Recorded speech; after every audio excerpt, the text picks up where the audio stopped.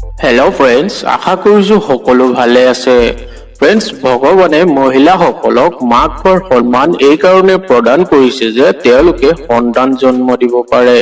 friends কিন্তু আজি মই আপোনালোকক এনেকুৱা এজন ব্যক্তিৰ কথা কম যোনে প্ৰকৃতিৰ নিয়মক প্ৰত্যাহ্বান জনাই তিনিটাকৈ সন্তানক জন্ম দিবলৈ সক্ষম হৈছে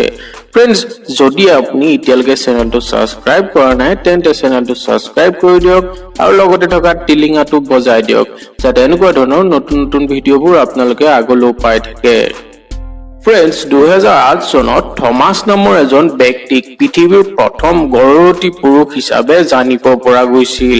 আৰু যাৰ জৰিয়তে তেখেতে প্ৰমাণ কৰি দিছিল যে এজন ট্ৰান্সজেন্ডাৰ পুৰুষেও সন্তান জন্ম দিবলৈ সক্ষম হয় फ्रेंड्स ইয়াৰ জৰিয়তে এইটো কথা প্ৰমাণ হয় যে বিজ্ঞানৰ সহায়ত এজন লিংগ সলনি কৰা ব্যক্তিও সন্তান জন্ম দিব পাৰে फ्रेंड्स থমাস নামৰ ব্যক্তি গৰাকী কিন্তু এজনী ছোৱালীৰ ৰূপতে প্ৰথমতে জন্ম লাভ কৰিছিল যাৰ নাম প্ৰথমতে ট্ৰেচি আছিল আৰু পিছলৈ তেখেতে নিজৰ লিংগ পৰিৱৰ্তন কৰি নিজকে পুৰুষ হিচাপে বনাই লৈছিল फ्रेंड्स বৰ্তমান সময়ত বহুতো এনেকুৱা ট্ৰান্সজেন্ডাৰ লোকে নেশ্যনেল হেল্থ সাৰ্ভিসৰ জৰিয়তে সন্তান জন্ম দিয়াৰ প্ৰক্ৰিয়া আৰম্ভ কৰি আছে फ्रेंड्स ইয়াৰ উপৰিও যোনবোৰ মহিলাই নিজৰ লিংগ পৰিৱৰ্তন কৰি অৰ্থাৎ নিজকে পুৰুষলৈ ৰূপান্তৰ কৰি সন্তান জন্ম দিব বিচাৰিছে তেওঁলোককো নেশ্যনেল হেল্থ সাৰ্ভিসে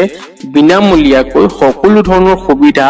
আগবঢ়াব বুলি প্ৰতিশ্ৰুতি দিছে फ्रेंड्स যিয়ে নহওক কিয় বিজ্ঞানে কিমান যে নতুন নতুন পদ্ধতি আৱিষ্কাৰ কৰি আছে যোনবোৰৰ কথা আমি কেতিয়াও কল্পনাও কৰিব নোৱাৰো